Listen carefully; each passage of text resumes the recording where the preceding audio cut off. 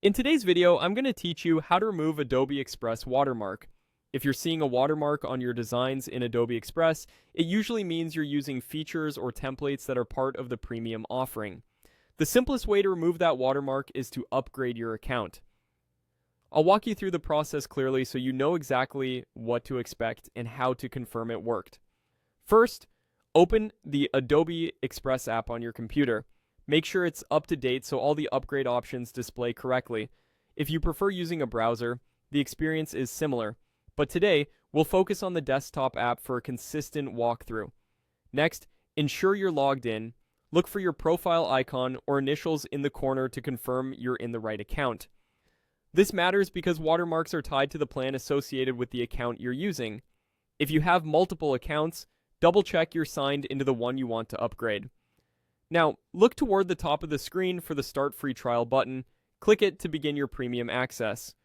The free trial unlocks premium features immediately, and your exports during the trial should be watermark-free. In many regions, starting a trial may require adding a payment method, with billing set to begin after the trial ends.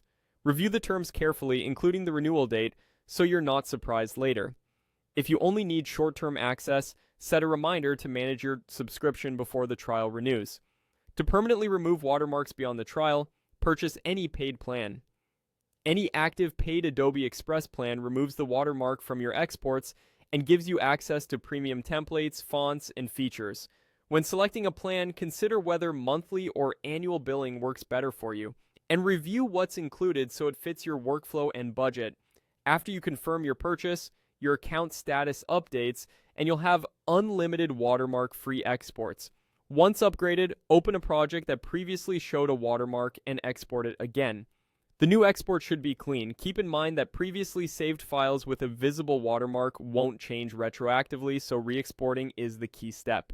If you still see a watermark, verify you're signed into the upgraded account, refresh the app, and check that the project's assets are covered by your plan.